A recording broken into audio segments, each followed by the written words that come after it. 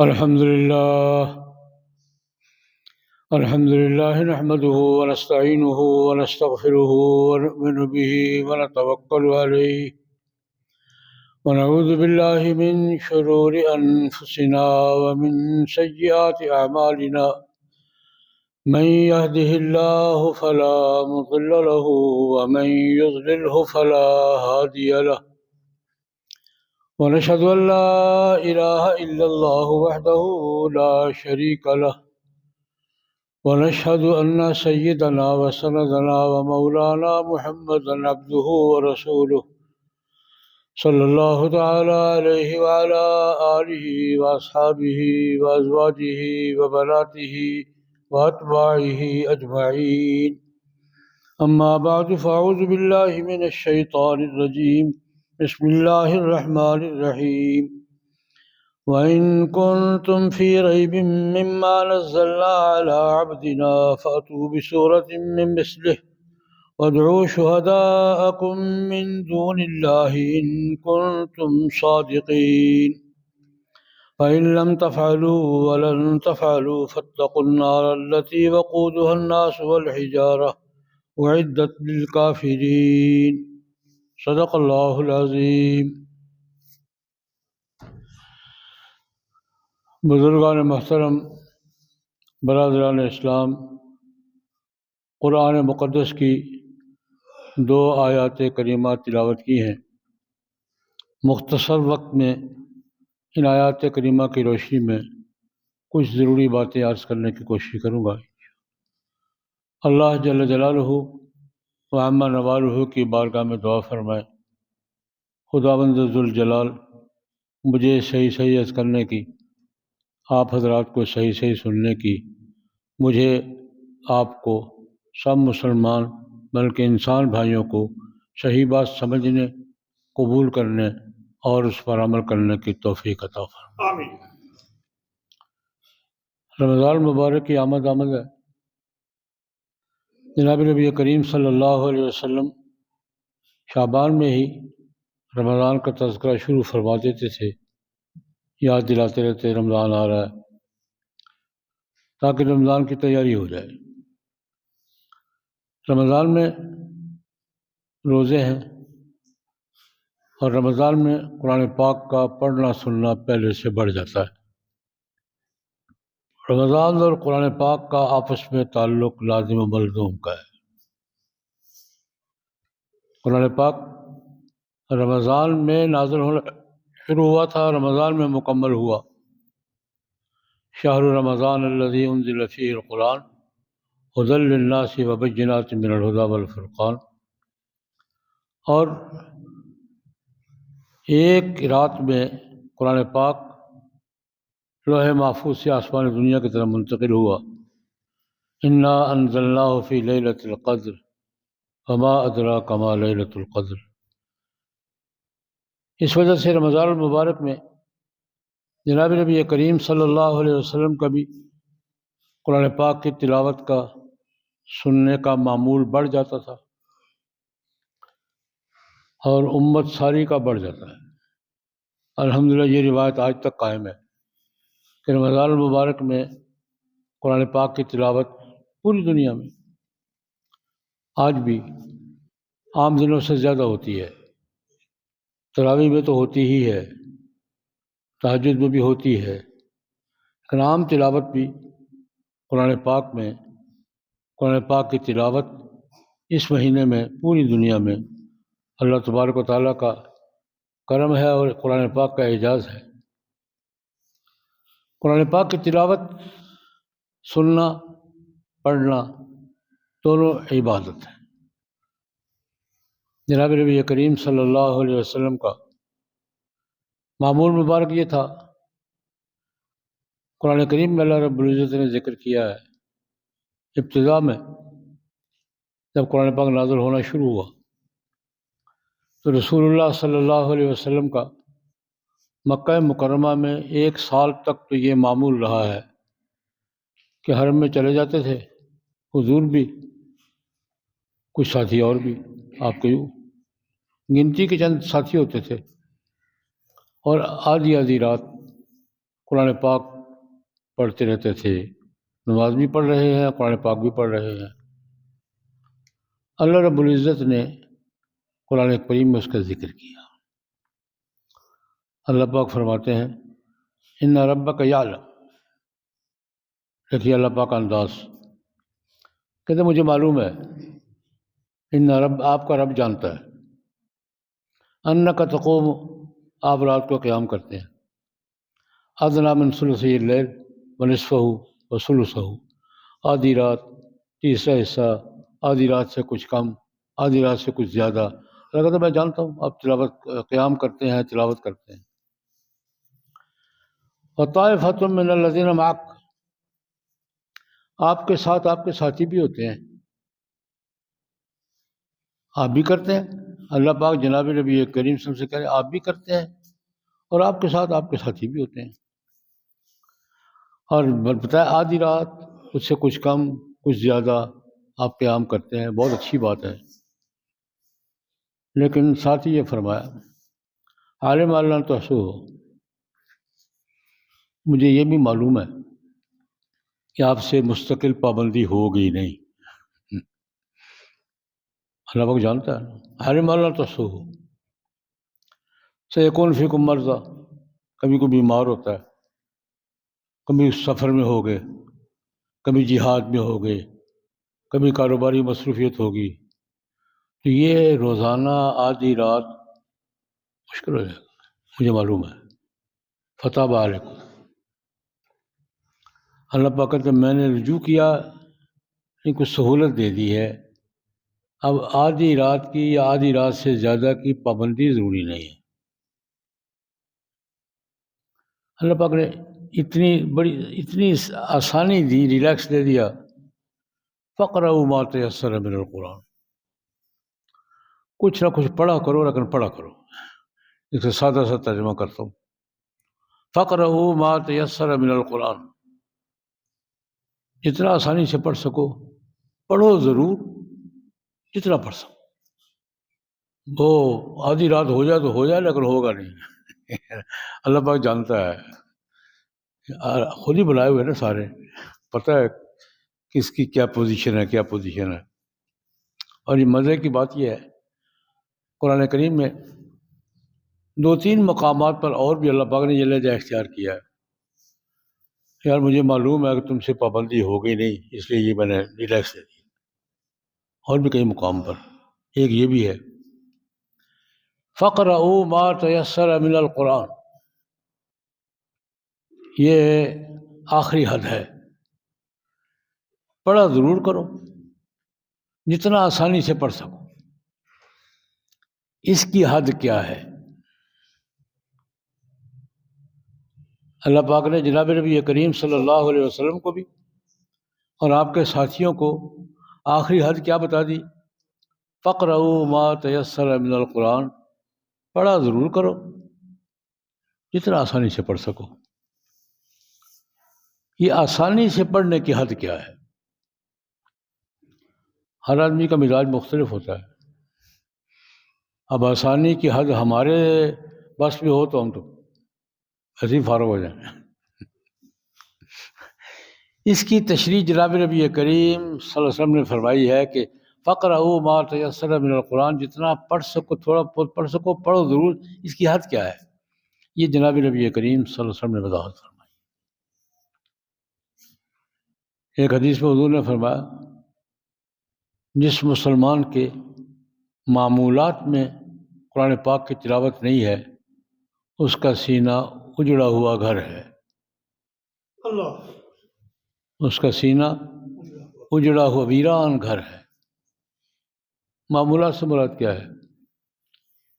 جس کو ہم روٹین ورک کہتے ہیں۔ ہر آدمی نے 24 گھنٹے میں 8, 10, 12 کام کرنے ہی ہوتے ہیں، کیسے بھی حالات ہوں۔ یہ اس کو ہم جو روٹین میں کرنے ہی کرنے ہیں، 8, 10, 12, 14 کام 24 گھنٹے میں کرنے ہی ہوتے ہیں، ان میں ایک تلاوت بھی ہو۔ روٹین ورک میں قرآن پاک کی تلاوت ہونی چاہیے، تھوڑی ہو 2 رکوع پڑھ لیں، 10 صورتیں پڑھ لیں، پاؤ پڑھ لیں، آدھا پارہ پڑھ لیں، کچھ پڑھیں صحیح. 24 گھنٹے کے وہ کام جو کرنے ہی ہیں ان میں ایک تلاوت ہونی چاہیے. یہ فقرہ ما تیسر من القرآن کی نبی کریم صلی اللہ علیہ وسلم نے وضاحت کیا فرمائی ہے کہ ایک مسلمان مرد، عورت، جوان، بوڑھا، اس کی روٹین ورک میں قرآن پاک کی تلاوت ہونی چاہیے، خواہ تھوڑا ہی پڑھو یار. ایک حد یہ بیان فرمائی، ایک حد یہ بیان فرمائی کہ جس گھر کی 4 دیواری میں 24 گھنٹے میں کبھی بھی تلاوت نہیں ہوتی وہ اجڑا ہوا گھر ہے. یعنی شخصی طور پر یہ کہ اس کے معمولات میں قرآن پاک کی تلاوت ہو، لازماً پڑھے، تھوڑا پڑھے نہ پڑھے. اور گھریلو ضروری کیا کہ گھر کی 4 دیواری میں گھر کے اندر کوئی نہ کسی کا معمول ہو قرآن پاک پڑھنے کا، اس کا پڑھا جائے. وہ بابا پڑھے، مائی پڑھے، جوان پڑھے، بچہ پڑھے، کوئی گھر میں قرآن پاک کی تلاوت کسی نہ کسی وقت ہونی چاہیے. میں پرانی مثال دیا کرتا ہوں، ہمارے بچپن تک تو تھا، اب ہمارا ماحول نہیں رہا. میں 60-70 سال پہلے کی بات کر رہا ہوں کہ ہمارے گھروں میں معمول کیا تھا، صبح اٹھے ہیں تو کوئی نہ کوئی بابا یا کوئی نہ کوئی مائی مصلی پہ بیٹھی ہے، اتنا بڑا قرآن پاک سامنے پڑا ہوا ہے، اتنی موٹی اینک لگی ہوئی ہے، وہ پڑھ رہا. ہمارے گھروں میں بچوں کی صبح کس ماحول میں ہوتی تھی؟ اٹھے سب سے پہلی نظر کس پر پڑی ہے؟ قرآن پاک پر. کوئی دادا یا دادی یا نانا یا نانی کو بابا پر بیٹھا ہوا ہے، یا بابا بیٹھا ہوا یا بابی بیٹھی ہوئی اور اتنے موٹے شیشوں کی اینک لگائی ہوئی ہے اس نے. اکثر اینکیں میں نے دیکھی وہ دھاگے سے بندھی ہوتی تھی، اور اتنا بڑا قرآن پاک سامنے پڑا ہے. اس نے نماز پڑھی ہے، بچے کی پہلی نظر وہاں پڑی ہے. یہ ہمارا گھروں کا آغاز ہوتا تھا صبح کا، کہ ہم پہلے کسی بزرگ کو، مائی کو، کسی بابے کو قرآن پاک پڑھتے ہوئے دیکھتے تھے، یہاں سے آغاز ہوتا تھا. اور ہماری رات کا کیسے ہوتی تھی کہ گھر کا کوئی بزرگ یا کوئی مائی بچوں کو اکٹھا کر کوئی نہ کوئی کہانی سنایا کرتے تھے. ہم بڑے شوق سے اپنی نانی سے کہانیاں سنا کرتے. کوئی نہ کہانی سناؤ نانی جی، بیبے جی کہتے تھے ہم کوئی نہ کوئی کہانیاں کیا ہوتی تھی؟ کسی بادشاہ کی، کسی وزیر کی. نتیجہ کیا ہوتا تھا؟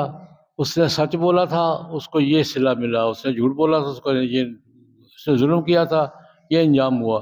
اس قسم کی اخلاقی کہانیاں.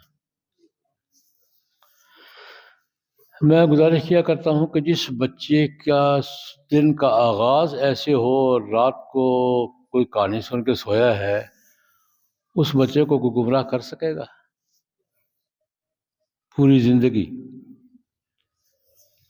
ہمارا آج کا ماحول کیا ہے؟ 9 بجے ہماری سحری ہوتی ہے، کوئی دوپہر سے پہلے اٹھ جائے تو کہتے ہیں میں وقت سے پہلے اٹھ گیا. آج بھی مما کو وقت سے پہلے اٹھاؤں.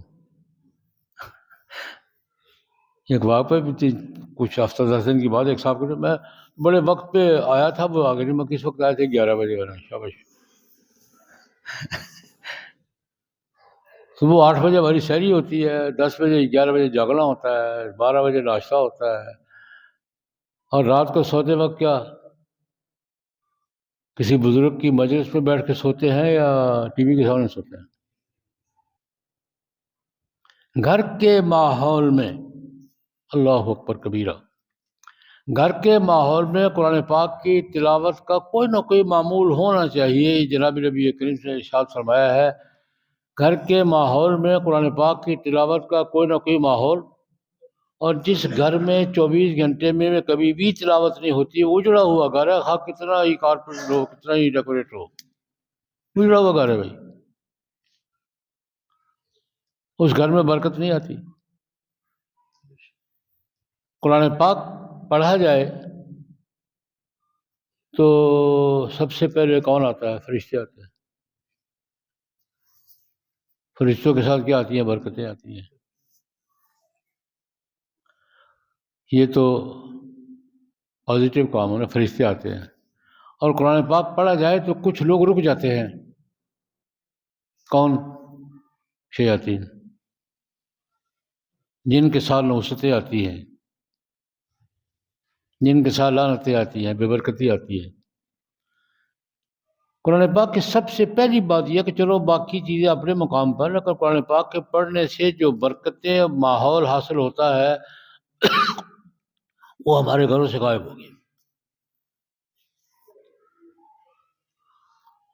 ہمارے گھر میں بات چل پڑی ہے تو دیکھیں، کسی جگہ جس قسم کے لوگوں کے لیے دلچسپی کا سامان ہوگا نا، وہی لوگ آئیں گے۔ کسی مارکیٹ میں، کسی بازار میں، کسی گھر میں جیسے لوگوں کی دلچسپی کا سامان ہوگا وہی آئیں گے نا۔ جہاں کشتیاں ہوتی ہیں پہلوان آئیں گے، جہاں کھیل ہوتا ہے وہاں کھیل والے بچے آئیں گے، جہاں قرآن پاک کی تلاوت ہوتی ہے وہاں قرآن پاک پر لوگ آئیں گے نا۔ وہ کون ہوں گے؟ فرشتے ہوں گے، برکتیں نازل ہوں گی۔ اور جو کچھ ہمارے گھروں میں ہوتا ہے اس پر کون آتا ہے؟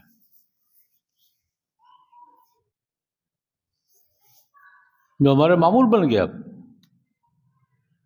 اب تو وہ سامنے ٹی وی کی ضرورت نہیں، جیب میں یہی کافی ہے، سب کچھ ہے جیب میں۔ اس پر کون آتا ہے؟ میں سادہ سی مثال عرض کیا کرتا ہوں۔ گھر ہے، مکان کا سین ہے، کچھ کیاریاں لگی ہوئی ہیں، پھول لگے ہوئے ہیں، کون آئے گا؟ بلبل آئے گی، تتلیاں آئیں گی، کوئی نہیں بلاتا، خود آتی ہے۔ ماحول کھینچ کر لاتا ہے چیزوں کو۔ گھر میں صفائی ہوگی، گھر میں پھول کھل رہے ہوں گے تو کون آئے گا؟ تتلیاں آئیں گی، جگنو آئیں گے، بلبل آئے گی۔ اور گھر میں صفائی نہیں ہے، کوڑے کا ڈھیر لگا ہوا ہے، کون آئے گا؟ مینڈک آئیں گے، کاکروچ آئیں گے۔ نہ وہ کسی نے بھیجے ہیں نہ یہ کسی نے بھیجے ہیں، وہ بھی میں نے بلائے ہیں، یہ بھی میں نے بلائے ہیں۔ گھر میں کیڑے پھر رہے ہوں، کاکروچ پھر رہے ہوں، مینڈک ٹرا رہے ہوں، میں کہوں فلانے نے بھیج دیا، کسی نے بھی بھیجی۔ میں نے مینڈکوں کا ماحول کیا ہے تو مینڈک آئیں گے، میں نے تتلی کا ماحول کیا تو تتلی آئے گی، جگنو کا ماحول کیا تو جگنو آئے گا، اور بلبل کا ماحول کیا تو بلبل آئے گی۔ بھائی یہ سادہ ہمارے سامنے ہے۔ جس قسم کی مخلوق کا ماحول مہیا کریں وہی آئیں گے نا۔ کوئی بھیجتا ہے کہ ہم بلاتے ہیں؟ ہمارے گھر کا ماحول کسی اور مخلوق کو، فرشتوں کی توقع کریں، فرشتوں کو آنے تو دیں ہم۔ مجھے معاف فرمائیں، ہم نے تو فرشتوں کے لیے نو انٹری کے بورڈ اوپر لگا رکھے ہیں۔ مہربانی فرمائیں، آپ نہ آئیں، ہماری دوستی دوسرے لوگوں سے۔ ہمارے گھروں پر فرشتوں کے لیے نو انٹری کے بورڈ لگے ہوئے ہیں، سائن لگے ہوئے ہیں۔ آپ مہربانی کریں۔ مانگتے برکت ہیں، لیکن برکتیں لانے والی مخلوق کا ماحول نہیں بناتے۔ مانگتے کیا ہیں؟ برکتیں۔ جن لوگوں نے برکتیں لے کر آنا ہے ان کا ماحول ہی نہیں، ہمارے گھر میں کیوں آئیں گے؟ وہ ہمارے پابند تھوڑے ہیں۔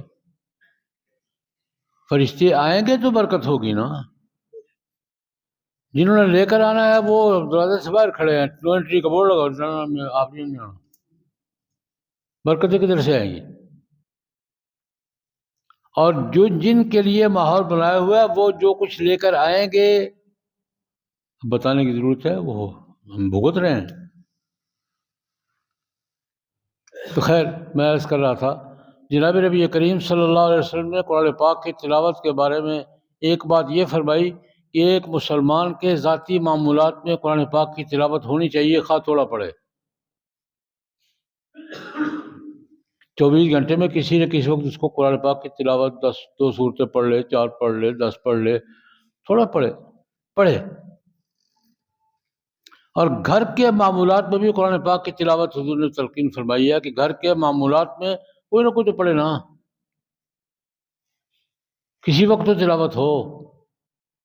اس تلاوت سے گھر کا ماحول یوں سمجھ لیجئے، قرآن پاک کی تلاوت کسی نہ کسی وجہ سے ہم گھر میں صفائی کر کے کسی وقت خوشبو چھڑک دیں۔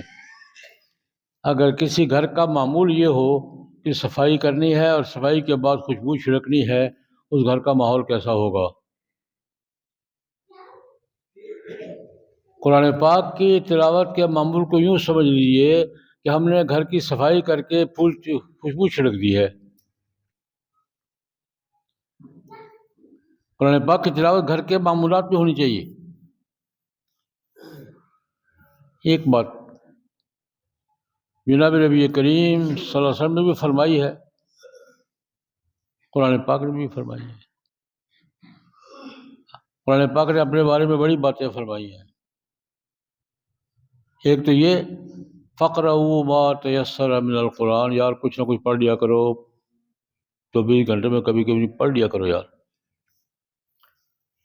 اور گھر میں کہیں کوئی کسی نہ کسی کو پڑھنا چاہیے، کسی وقت برکت ہوتی ہے، ماحول ٹھیک ہوتا ہے۔ اور ایک جگہ یہ فرمایا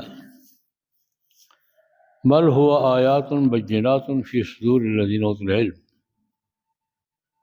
قرآن پاک اپنے بارے میں کہتا ہے، ہمارے بارے میں کہتا ہے کہ قرآن پاک جو ہے نا، اس کی اصل جگہ سینے کے اندر ہے۔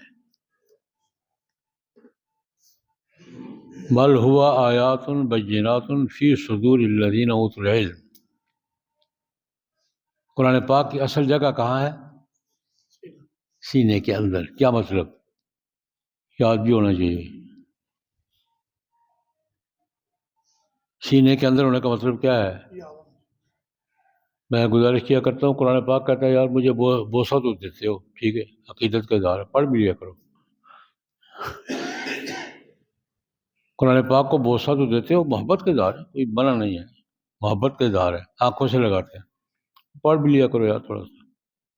اور سینے سے لگاتے ہو قرآن پاک کو عقیدت کے لیے، ٹھیک ہے، اندر بھی جگہ دے دو تھوڑی سی۔ قرآن پاک کے مسلمان کے سینے میں بھی قرآن پاک پورا آ جائے تو بہت بڑی بات ہے، کچھ نہ کچھ تو ہو نا۔ یہ کچھ نہ کچھ کیا ہے؟ قرآن پاک ہم سے تقاضا کر رہا ہے کہ سینے کے اندر بھی جگہ دو تھوڑی مجھے۔ سب سے بڑا تقاضا تو یہ ہے کہ قرآن پاک یاد ہو۔ مشکل ہے، چلو ہر آدمی کے لیے مشکل ہے۔ کچھ نہ کچھ سینے کے اندر، یعنی زبانی یاد قرآن پاک کم سے کم کتنا ہونا چاہیے، یہ بھی تھوڑا سا حساب ہو جائے اچھا ہے۔ 5 وقت کی نماز تو پڑھنی ہے ہم نے، وہ تو فرض ہے، 5 نمازیں پڑھنی ہیں۔ 5 نمازوں میں فرض بھی پڑھنے ہیں، واجب بھی پڑھنے ہیں، سنت موقع سنتیں بھی پڑھنی ہیں، چلو نفل نہ پڑھیں، آپ کی مرضی ہے نفل پڑھیں یا نہ پڑھیں، لیکن کم از کم فرض، واجب اور موقع سنت یہ تو پڑھنی ہے نا۔ تھوڑا سا ذہن پہ زور دے، حساب لگائے، فجر کی سنتوں سے لے کر عشاء کے وطروں تک یہ تو ضروری چیزیں پڑھنی ہیں۔ اور فجر میں 2 سنتیں پڑھنی ہیں، 2 فرض پڑھنے ہیں، 4 رکعتیں ضروری ہیں۔ فجر کی سنتوں سے لے کر عشاء کے وطروں تک ہمیں قرآن پاک کی صورتیں پڑھنی ہیں، آیتیں پڑھنی ہیں یا صورتیں پڑھنی ہیں۔ نماز اس کے بغیر ہوتی نہیں ہے، پڑھنی ہے بھائی۔ اچھا اب رکعتیں شمار کرنے کتنی ہیں؟ اس میں پڑھنی تو زبانی ہے نا، میں موبائل نکال کر کھول کر تو نہیں پڑھ رہا ہوں. ویسے تو ہر ایک جیب میں موبائل ہے، یوں تو نہیں کرنا نکالا کھیلا پر القاریہ تو مالقاریہ نہیں، یوں نہیں، زبانی پڑھنی ہے. اور 2 صورتوں سے ساری نماز نہیں ٹرکھانی، بدل بدل کے پڑھنی ہے. 2 صورتیں یاد کر لی ہر ایک، نہ بدل بدل کے پڑھنی. نماز کے بارے میں ہمارا کیا تصور ہے کہ ہم کس کے طریقے کے مطابق پڑھتے ہیں؟ اپنے اپنے ذوق کے مطابق، لیکن کس کے طریقے کے مطابق پڑھتے ہیں؟ صلو کما رأیتمونی اصلی. جناب نبی کریم صلی اللہ علیہ وسلم فرماتے ہیں نماز پڑھو جیسے مجھے دیکھتے ہو، جیسے میں پڑھتا ہوں ویسے پڑھو. اب جب ہم جناب نبی کریم صلی اللہ علیہ وسلم کے طریقے کے مطابق نماز پڑھنے کا نیت رکھتے ہیں تو یہ معلوم کرنا ہماری ذمہ داری ہے کہ نہیں کہ رسول اللہ صلی اللہ علیہ وسلم دن میں، فجر میں، عصر میں، ظہر میں کیا پڑھا کرتے. یہ معلوم کرنا میری ذمہ داری ہے یا نہیں ہے؟ اچھا اگر معلوم کرنا چاہوں تو معلوم ہو جاتا ہے یا نہیں ہو جاتا؟ ہو جاتا ہے. جتنی تفصیل کے ساتھ جناب نبی کریم صلی اللہ علیہ وسلم کے معمولات اور سنتیں ریکارڈ پہ محفوظ ہے، کسی کی نہیں ہے. یہ بھی حضور کا معجزہ ہے. رسول اللہ علیہ وسلم کی حیات مبارکہ کے بارے میں، کسی سال کے بارے میں، کسی مہینے کے بارے میں، کسی پہلو کے بارے میں آپ معلومات حاصل کرنا چاہیں، آپ کو مستند معلومات ریکارڈ پہ ملے گی. آپ نہ کرنا چاہیں آپ کی مرضی، لیکن جب آپ کو مثال کے طور پر نبی کریم صلی اللہ علیہ وسلم نے اپنی حیات مبارکہ کے 60ویں سال کے چوتھے مہینے میں کیا کیا تھا ملے گا آپ کو. تاریخ کی واحد شخصیت ہے کہ جس کی بچپن سے پہلے سے لے کر وفات تک کی زندگی کا ہر لمحہ تاریخ کے ریکارڈ پہ محفوظ ہے. اور اس لیے محفوظ ہے کہ اللہ پاک نے حضور کو اسوہ قرار دیا ہے، سنت اس کو دیکھو چلو. نبی کریم صلی اللہ علیہ وسلم واحد شخصیت ہے کائنات کی، ان کی زندگی کی تمام تفصیلات کوئی ایک چیز بھی ریکارڈ سے باہر نہیں ہے. ولادت سے پہلے سے کام شروع ہوتا ہے، وفات کے بعد تک پوری. اور یہ واحد اعجاز ہے حضور کا کہ زندگی کے کسی لمحے کے بارے میں، کسی پہلو کے بارے میں آپ معلوم کرنا چاہیں، آپ معلوم کر سکیں نہ کریں، وہ ریکارڈ پہ موجود ہے. اب یہ معلوم کرنا کہ جناب نبی کریم صلی اللہ علیہ وسلم کیا پڑھا کرتے تھے، فجر میں کیا پڑھتے تھے، ظہر میں کیا پڑھتے تھے، عصر میں کیا، یہ ہماری کوتاہی تو ہو سکتی ہے، مل جائے گا. اب اگلی بات، میں نے نمازیں 5 پڑھنی ہیں. نبی کریم صلی اللہ علیہ وسلم کی سنت کے مطابق میں نے کسی میں چھوٹی سورت، کسی میں بڑی سورت پڑھنی ہے، تو مجھے اس حساب میں کم سے کم کتنا قرآن پاک زبانی یاد ہونا چاہیے. میری ذمہ داری ہے معلوم کروں گا، میری ذمہ داری ہے کہ معلوم کروں. قرآن پاک نے تقاضا کیا ہے یار کچھ سینے کے اندر بھی جگہ دے دو مجھے. سینے سے لگاتے ہو، اچھا کرتے ہو، سینے کے اندر بھی جگہ دے دو تھوڑی سی. بہوٹوں پہ لگاتے ہو، اچھا کرتے ہو، پڑھو بھی صحیح کچھ. قرآن پاک کی تلاوت، قرآن پاک کی قرات، قرآن پاک کا سننا، قرآن پاک کا ہم پر حق ہے.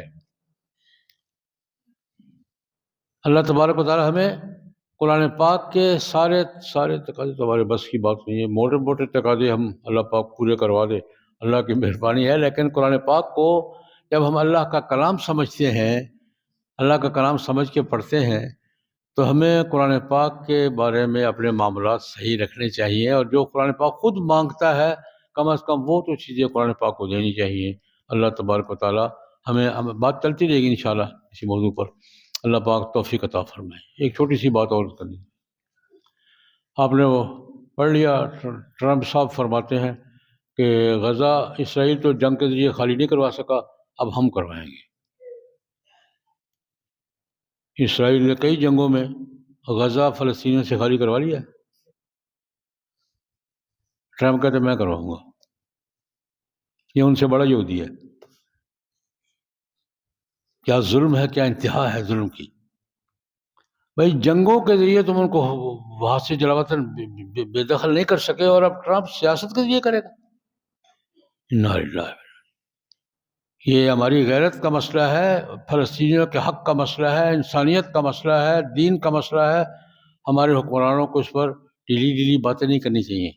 بس میں یہ کہنا چاہتا ہوں.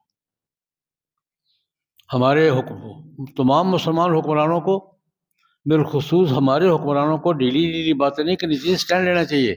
اس سے بڑا ظلم کیا؟ ہٹلر نے کیا کیا تھا؟ یہ ہٹلر ہے. ہمیں ٹرمپ کے اس منصوبے پر صرف احتجاج نہیں کرنا چاہیے، بلکہ عالم اسلام کو متحد ہو کر اس کے مقابلے میں حکمت عملی بنانی چاہیے. میں یہ ٹھیک عرض کر رہا ہوں. اللہم صلی علی سیدنا